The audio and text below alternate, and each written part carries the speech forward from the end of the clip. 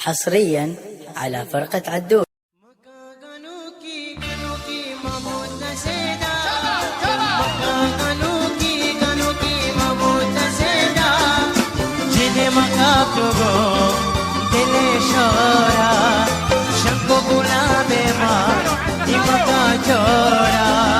حصريا على فرقة